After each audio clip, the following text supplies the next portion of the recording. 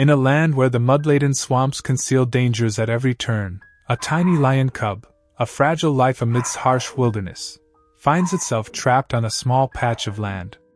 Surrounded by crocodiles, motionless like ancient logs, but with the cold-blooded instinct to hunt, hope remains thin. Then, a quiet group of rescuers approaches, carrying the faintest hope amidst the looming danger. On the edges of the Okavango swamp, where the sun pierces through the misty morning fog, nature awakens in a display both magnificent and brutal. This is not the vast savanna where lions rule the plains. This is a slow-moving water world, where reeds whisper in the wind, and countless eyes lie hidden beneath the still surface of the water. The swamp, at first glance, appears peaceful, but underneath its tranquility lies a complex web of predators and prey, each playing their part in the grand dance of survival. This ecosystem, at the same time serene and perilous, is home to many species, but none quite as dangerous as the crocodiles that patrol its murky waters. These apex predators, with their ancient instincts, lurk silently beneath the surface, waiting for an unwary creature to make a fatal mistake. The young lion cub, desperate and exhausted from the flight from poachers, is on the verge of making such a mistake. Not far from the Okavango, on a moonless night, the sound of an engine hums through the low grass. Poachers, equipped with silencers and thermal binoculars, approach a lion pride with a clear mission: to capture a lion cub for the growing black market of wildlife trade at the borders. The poachers are methodical, using their knowledge of the land to track the lions down, exploiting their movements to separate the young from the pride. The chaos that follows disrupts the peaceful life of the pride. The blinding flashlights and gunshots cause panic among the lions. In the midst of the confusion, a tiny cub bolts into the unknown. It doesn't know that ahead lies the swamp, a treacherous realm where its survival is uncertain.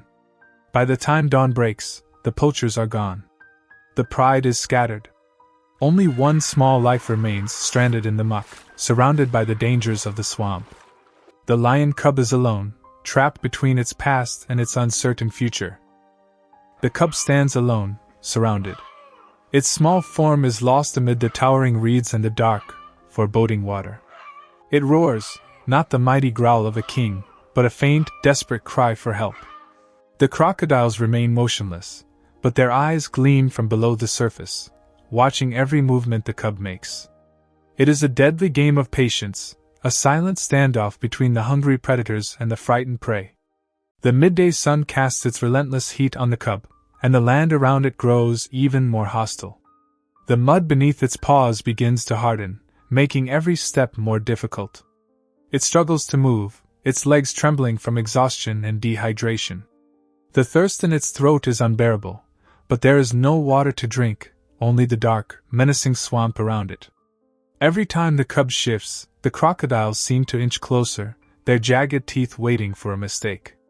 In the distance, the faint sounds of birds calling to one another are a stark contrast to the cub's own isolation. No answer comes, no sign of help. The lion cub's heart races, and its small body trembles as it watches the predators draw closer. Elsewhere, in the northern part of the swamp, a small wildlife conservation station hums quietly under a metal roof. The team of wildlife defenders has received the alert, a signal indicating unusual movement near a specific outcrop. They know that time is crucial. With poachers having already separated the cub from its pride, the chances of its survival without intervention are slim. Rohan, a seasoned wildlife conservationist who has saved many animals from peril, is part of the team. He's rescued antelopes, leopards, and even elephants, but there is something about this cub that hits him deeply. Perhaps it's the vulnerability in its small, fearful eyes, or perhaps it's the knowledge that without human intervention, it will not make it out of the swamp alive. The team quickly gathers their equipment, ropes, tranquilizer darts, tracking devices, and prepares for the mission. Rohan, with his calm demeanor, takes charge. The decision is made, they will go in. The window of opportunity is narrow, they cannot afford to waste any time. The team sets off in a lightweight armored boat. The engine's hum is deafening, disturbing the silence of the swamp and alerting the crocodiles to their presence. Some of the predators surface, their cold eyes glinting as they approach the unfamiliar intruders. Rohan stands at the bow, his gaze fixed on the distant outcrop where the cub stands, its tiny form barely visible amidst the reeds. The boat edges closer, and the tension in the air becomes palpable. Rohan knows they have only one shot. If the cub panics and plunges into the water, the outcome will be swift and deadly. As they near the outcrop, several crocodiles begin to move. Rohan's heart races as he observes their behavior, calculating their movements. He knows that he must act quickly and decisively. He shouts for the team to hold the boat steady, then leaps onto the outcrop. The mud clings to his boots, and every step is a struggle. He runs, swinging a metal rod to strike the ground, creating a sharp, distracting noise. The crocodiles hesitate, some retreating into the water, while others lunge forward, jaws snapping. Rohan doesn't flinch. His training kicks in, and he continues to bang the rod against the ground, creating chaos that disrupts the predator's focus. A single crocodile charges toward him.